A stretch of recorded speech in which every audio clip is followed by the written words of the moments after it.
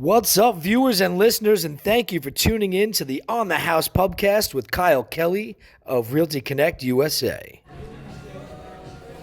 What's up, Long Island, and welcome to our first ever episode here of the hashtag On the House podcast, live from Fulton's Gate. Well, I can't really say live, right, because we're going to be recording this and uploading it, but recording from Fulton's Gate right here in Patchogue.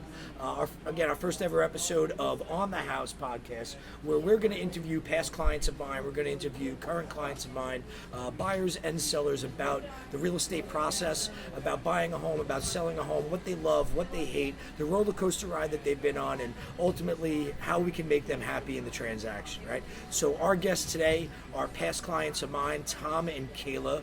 Welcome to the show, guys. Hi, Kyle. Hey. Hi, Kyle. Thanks for having us. And no, thanks for doing this with me and being my test guinea pigs. Yes.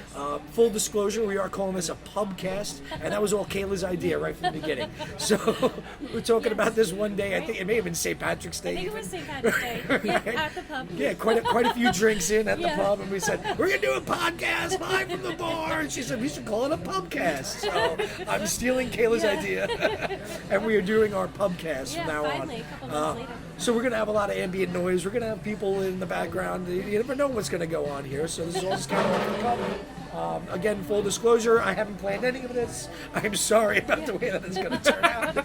But hopefully there'll be magic in editing, right? Yeah, right. And not too much on the cutting room floor. Absolutely. So Tom and Caleb just recently purchased a house over here in East Patchogue using the KMK Homes team, and had the pleasure of working with me and Rachel, my partner in the whole experience, and you got to meet Jessica, one of our team members as well, right, during the experience.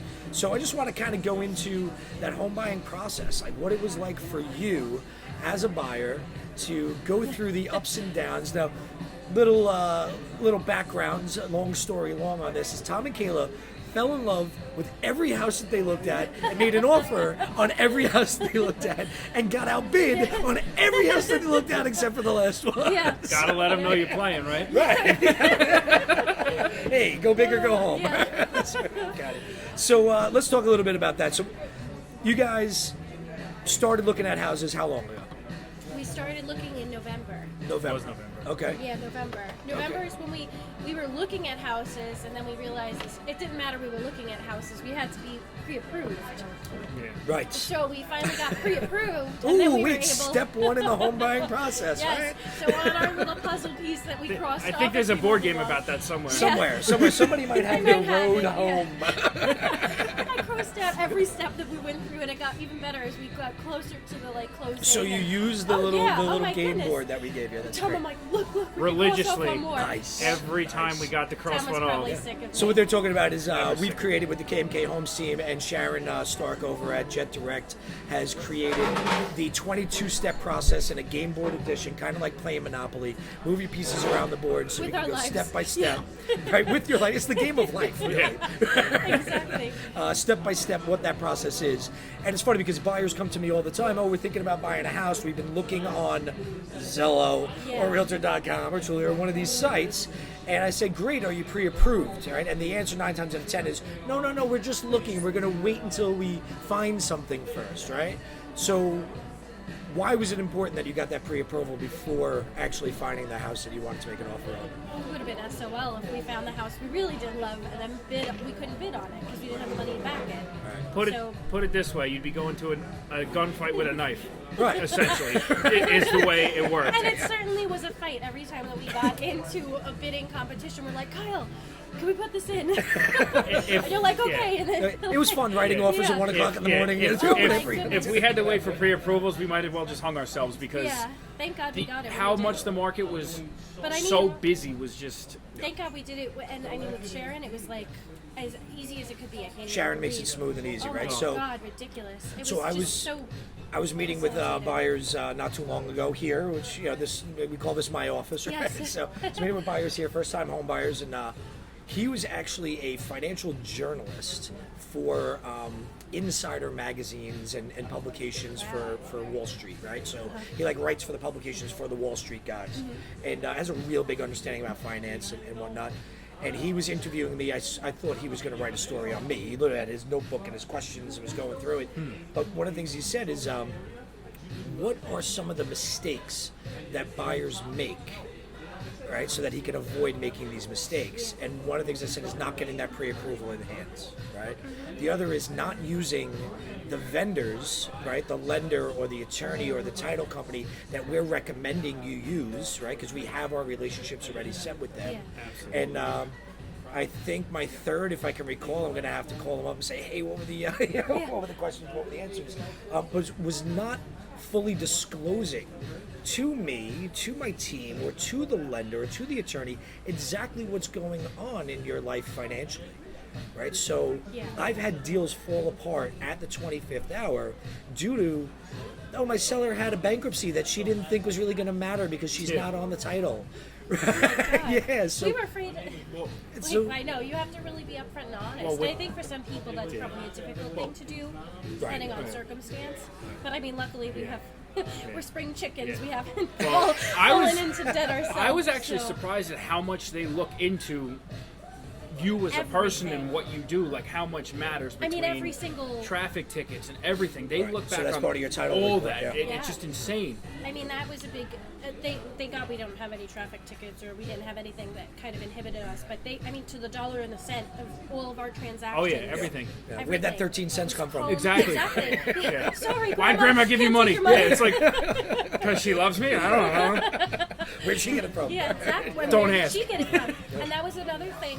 I mean, thank God you were so super transparent with us that if we did get a gift or something like that, that we would have to show who it came from, their bank account of them being able to back up that money. So it didn't look like we were either renting or they were going to be partial owners in the property. So that was something I didn't even think of. I thought that it was like, whatever, you got the money? Yeah, I got the money, let's go buy a house. Let's go. Yeah. Thank God, everything was credible on our ends that we were able to do that. But so they say hindsight is 20/20, right? Or it's like foresight without a future. But looking back, what mistakes do you think you made in the process that you would have done differently had you been buying a house now? We fell in love with a lot of houses, and we probably put Kyle through so much more work than he had to do. That's my job. But going back, I wouldn't have set my hopes so high. Unlike, especially in the market that we were in particularly, I wouldn't have put all my eggs in one basket and been so bent out of shape when we lost a house or moving through the process. I'm sure it changes as the market changes. Oh, absolutely, yeah. So you guys were definitely buying in one of the most competitive sellers market out there. For me, it was really the fact of, like Kayla said, getting set on the first house you see is like, oh my God, we need this one. Also the fact of next time we will be more aggressive about our bids.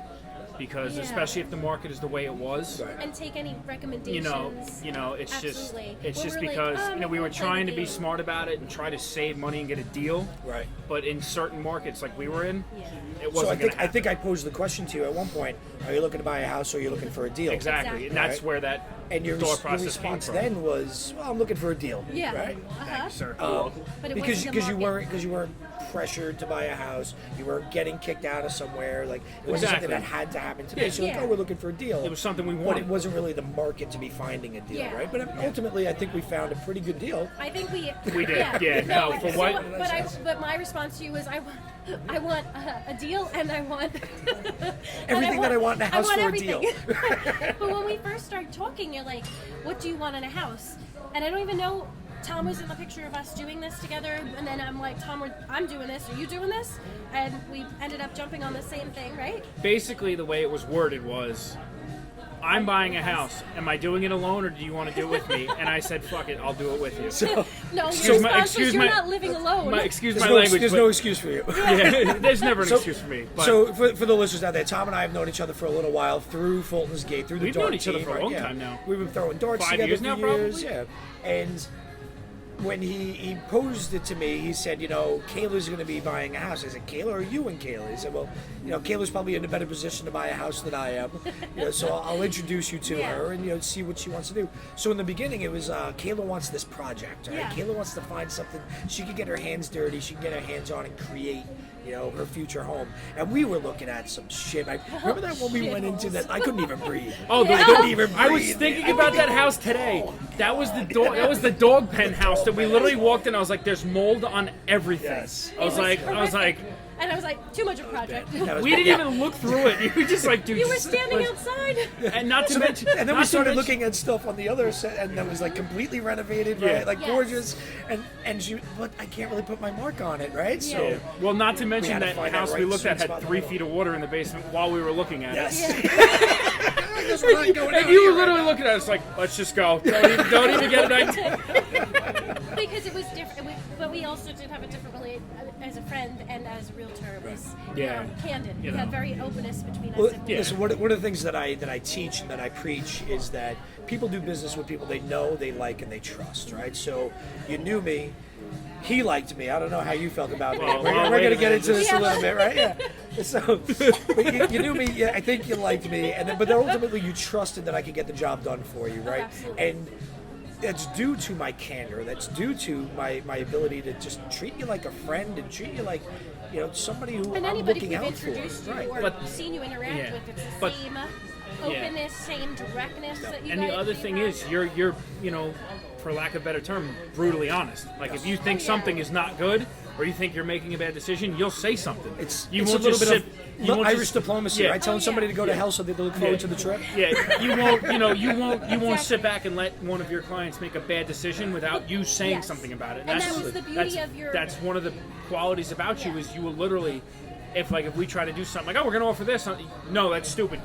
It's true. Yeah. That's the way it was. But we would, All I can do is offer my advice, right? Yes. It's up to you whether or not you're going to follow it. And it was the beauty of working with you as a team too, because we had your bluntness, directness, and honesty, and then we had Rachel's like finer touch. Rachel has like the And- nurturing, yes. Motherly side Yes, to her. she was Yes. definitely, Yeah. and I mean, and creativeness too. On top of that, she was able to walk into a house and be like, oh, I would, and which I appreciated because I'm like, let's rip some. Oh, you walls should have down, heard baby. these I don't two. know, Right. like, let's go. So me and her were like, okay, what can we do? And we Meanwhile, I'm staring at the garage like, oh, I could yeah. do this, I could do that. Tom's They're still like, oh stuck yeah, in we the could put garage. curtains here and do this there. Tom and I are like, do you think a full-size refrigerator would sit there or just a kegerator with Yeah, water? exactly. The bar's gonna go there. Yeah. That's like your and Kyle's thing, but me and Rachel were like, we think this wall could come down. We'll make it open. I was hoping and, Rachel like, could join us for this. Yeah. She couldn't, unfortunately, That's but all right. she'll definitely join us But next that time. was the 'cause beauty of this will be an ongoing thing Yeah, with I'm us, sure. right? Certainly. But that was the benefits of finding Rachel and bringing her onto the team. And And I'm sure along with Jessica too. And when I met Rachel, she was going to come on as my admin. She was just going to do some office work, and I immediately saw in her that no, she can number one sell, number two be that balance that when I'm not right, Yeah. she brought to the table. and I think that's great. And we definitely work well together in that, and I think our clients see that, right? So we had even talked about, what was your favorite part of working with KMK Homestead? And said, Rachel, not having to work with Kyle. And well, that's for okay deals by me. and stuff like that. Ooh, Ooh, yeah, sir. slide is coming. yeah. Nice. Yeah, no, that was a really unique experience because normally when you're with a realtor, you're with one realtor, that's it, that's all you see. It's, and to have both sides, especially for us, it was perfect. We couldn't have planned it better. We couldn't have. No, I'm glad you guys are happy. Yeah. It did. It was really our pleasure. It really was. Yeah. It did mean a lot to me though, going through a friend, especially somebody who I've known as long as you, and trust as much as I do for you. It's like okay, I know Tom's he's. very sentimental. I know he's not going to, steer me wrong and screw me over. Right. So it's, at the end of the day, word of mouth is one thing, but, There, you back it up, which you do unfortunately, every time. are too many people that are in their job just to make money. Yeah. And I'm not. Like, No, honestly, it's your lifestyle. I just love the fact that we're able to create lives, the fact that we're able to change lives, right? We create communities. I love everything about real estate except for selling a house. Yeah. Right? It's not about the sale to me. It's about the relationships that we get to build with Yeah. our clients. Yeah. And we were friends before we went into it, but I feel like that bond gets even stronger because Oh, now absolutely, we've yeah. been through this process Yeah. together. And you know where I building live, this into so. something. Well, I know where I'm dropping my boat, that's for sure. Well, that was absolutely so huge for us because you were like, okay, where are we looking? And I'm like, Patcho. Tom's like, Patcho. There was no steering him in any other direction. Yeah. When we And as you decided, can look at Kyle's shirt, move to Move Patcho. to Patcho. moved to Okay. Patcho. That's So we were so. Yeah, there's we nowhere love else. Our community. we wanted to stay. So let's in our talk a little bit about community. that. Why Yeah. Patchogue? Why Patchogue for you guys? What was it? It's just I couldn't imagine it. We've lived it, both of us. I mean, I have generations of people living in Patchogue. My grandfather, I'm pretty sure, was born on Bay Avenue. Okay. I mean, he lived there all of his life, but I'm pretty sure he was born there too. I don't think it was a hospital or anything. But I mean, Tom's grandma has been here, I mean, since the 50s Yeah. at least. You know, generations of my family, and then Yeah. 26 years of me terrorizing the town. So Yeah. And what's interesting is, so I grew up in Ridge, and I grew up in a town where it wasn't very much like that. It was more of like, when can I get the fuck out? Yeah. Right? And nothing against Ridge, because honestly, when I drive through my old neighborhood now, I want to buy every house on that block. Yeah. I loved where I grew up. I loved the town.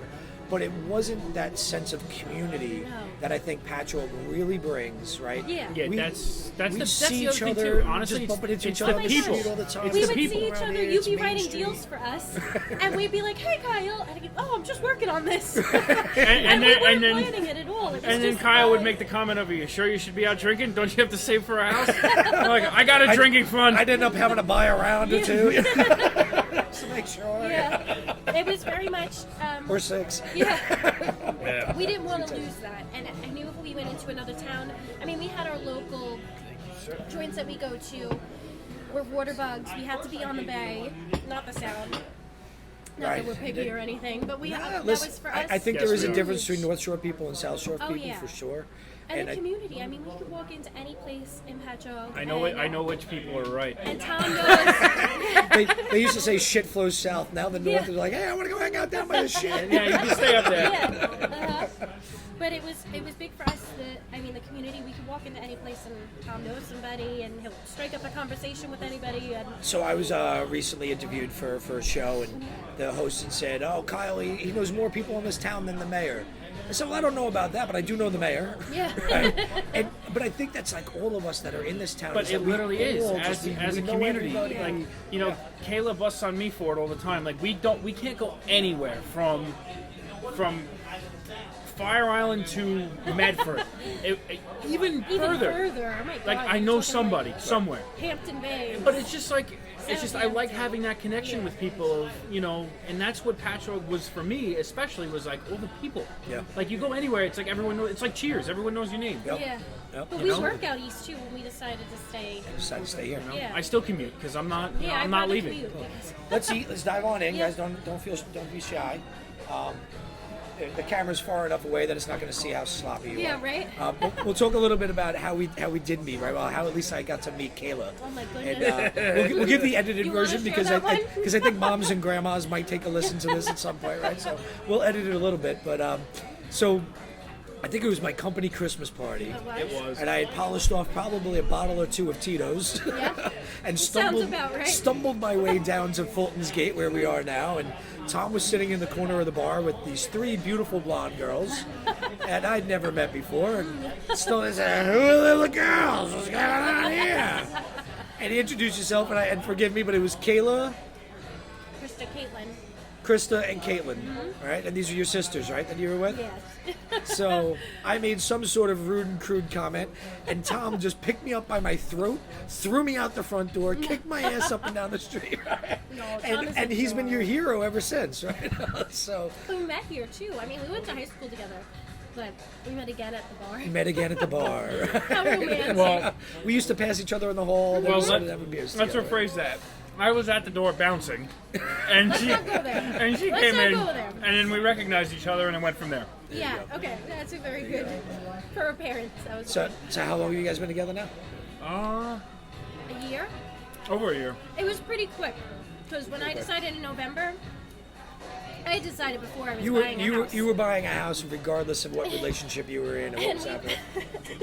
and it was November. We had probably been dating 4 months. Yeah. It was too soon probably for most parents to accept. But Oh well. But I gave him the option. I was like, I'm in. Do you wish you would have rented together and No. lived together Nope. prior to this? No. We I thought would. about that in the beginning. We looked into apartments too. I'm like, we're going to be paying $1,900 for a 1-bedroom apartment when we could own property, Yeah. own our own space. Yep. Which now I'm like, I can't even believe what we stepped into. Yeah. 3/4 of an acre, beautiful house. Right. So we're on 3/4 of an acre. You're in a 4-bedroom, 4-bed, 2-bath, 2 But- baths, attached garage. Yep. Right. which is necessary for him. Over to here in East Patchogue on a nice corner property, Yeah. beautiful part of town. Oh my god. And It's beyond surpassed anything I could have imagined. It needs work. It needs a little TLC. Every house Yeah, we needs just work. got the garage re-roofed. We're Nice. working on the rest of everything. Literally today. But, very good. And you can still afford to have a beer. That's great. yeah. Thank you, Mom and Dad. There you go. There you go. We always have to Good thank mom and dad. housewarming parents. So let's go into a little bit then, like the program, right? So first time home buyer. Can we talk? How old are you guys? I'm 24. 26. 26 and 24, right? First time home buyers Yeah. out there. You're a teacher Yeah. and you are a boat mechanic. Yes. Right. Now, did we have a ton in savings getting into this? What were we looking Kayla, I had been saving- Kayla more than me. Yeah, I had been saving for a while. Okay. I didn't have a ton. No, certainly not. We did 3.5%. So we did a 3.5% FHA Yeah. loan. But I wanted to also have money for because we discussed this too. I'm like, would it be, or even with Sharon, like, would it be more beneficial to us to put more money down, or to keep that money as a nest egg for all our projects, which are so many? We did the bedroom already. We've done our bathroom in the process. Now our garage. So it was better for us to have that nest egg. She was like, it's, Yeah. that's money up Absolutely. front that you have. Why go in just rubbing 2 nickels together That's- and not be able to? And we use That's could've- it? we exactly could've what she drained our said. She was accounts, like, but- I'd rather see you with money in your pocket, Yeah. still paying the mortgage, than completely broke, scrounging around trying to Yeah, pay for because it. to me it was important to have several mortgage payments up front. Just God forbid, what if God forbid he got hurt or Right. one Something of were us to lost happen, our absolutely. job. We have it set up so that we were able to keep a certain amount of money for future mortgage payments in our accounts. Excellent. And Excellent. then Way to go about it. Yeah. I mean, So we did a 3.5% FHA product. Did we roll in closing costs on that at all? yes, we did the We did 3%. We did 6%. What did with we a do? concession. We did 3.5% concession. 3.5% concession Yeah. on top of it. So we covered at least half of your closing costs Yeah. as well inside of the Which home. was beautiful. We got, That was- we unbelievable. got lucky Yeah. with that, yeah. And what are we looking at on a monthly basis right now? Mortgage, taxes, insurance. How much are we paying? 28. 28. 28. Where you could have been renting For 19. for 19, 1 bedroom, Yeah. right? A one But- bedroom. 1 bath Here's the thing about on renting. no property. If anyone's like me, Which I mean, like, it's 28. We were like, oh my god. Yeah. But then we were like, wait, we have adult salaries. We could do this. Yeah. Like, but we can put it on our big boy yeah, pants. but exactly, we if, can do it. if anyone's like me and you go to rent, you find out very quickly you have way too much shit to rent. oh yeah, You that know, was you have a another thing. boat, That you have a was jet ski, huge. you have 3 toolboxes, Yeah. you have So 1,900 to rent and 2 storage units and using somebody else's We garage. found Exactly, storage units yeah. were super. They were like storage units are a waste $300 of money in my or $400 opinion. a month. I'm like, Right. So spend another $500 on storage units for your shit, right? And then you have to spend Another the couple time grand to go put get my it. boat somewhere, and then, Yeah. you know, it's not worth it. Absolutely. Exactly. Yeah. So you guys definitely made out. You're actually spending less right now owning the home than you would be spending renting a 1-bedroom apartment and having to store your stuff places Absolutely. and get your stuff Exactly. everywhere. Right. I mean, And for us, putting money into something that's not and we ours. thought about that too. And we went above what we thought we were going to spend. I was like, I Which wanted we'll to get go into. lower. I really wanted to spend lower because I thought that would be a huge effect on our like monthly payments.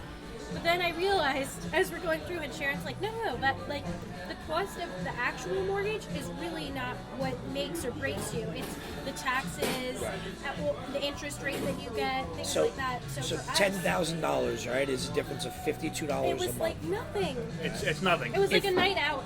If somebody comes to me like, and we can't put a deal together over $10,000, like, guys, if you're telling me $50 a month keeps you from buying a house, you shouldn't be buying a house. No. Period. Right. Yeah. So And that was another thing, and we wanted to keep it lower, but when we saw the house that we were getting for the money that we were spending, I mean, I'm sure grandparents and stuff like that would gasp at how much we spend because how much they spent in their mortgages. Yeah. But realistically, like in the whole scheme of things, it was totally doable, and we wanted to keep it lower, but we got so much for what we paid for. Yeah. So, I mean, so much more than what a lot of people get. and you have an ability to build some equity, especially some sweat equity in this house, right? We're doing some work, we're making some changes. Yeah. You're sweating like a bastard.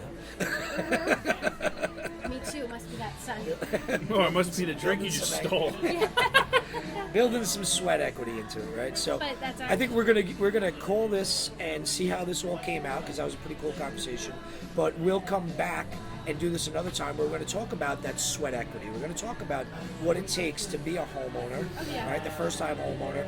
Is it, what HGTV puts out there when it goes, fix or flip a home, and Can I comment on that? Yeah, let's make a quick comment, but we're going to have another podcast. Okay, well, excuse my language, but HGTV is the biggest bag of shit I've ever seen in my entire life. Right next to Bravo and Zillow, right? You might as well put HGTV with sci-fi because it's that fake. I love Chip and Joanne. Yeah, it's great. Or Joanna, whatever. That's great. I think she's so cool. Yeah, it's great. I don't know where they're coming up with their miracle $10 homes, but they'll have to talk to us about that. Anyway. And you just look at 3 homes and you buy one, right? It's that easy, right? Oh Yeah, instead of 17. How many did we look at? How many did we put an offer in on? I actually got to go through the file and see how many offers we did. We did No. at least 6, 7 offers, right? I think it's closer to 10. I think it's closer to 10. Too. I think there were quite a few verbal offers. Too. I can name 6 right off the bat. So, So guys, thanks again for joining me on this one. This isn't going to be the last time that we're going to be doing this. I'm going to try to make this a weekly series, whether it's you, other clients, whatever it's going to be. Again, hashtag on the house, where we're having beers on the house and talking about the house and Long Island real estate. The Realty Source LI podcast, the MoveToPatron.com podcast, the On the House podcast, all in one, right? You'll find us on every different channel out there, every form of social media possible. And don't forget to subscribe so that you get alerted anytime that we have a new episode pop up, so you can follow what it's like to buy a home, sell a home, here on Long Island, here in this crazy seller's market, and as we start to see the market shift. So thanks for listening, and have a great day.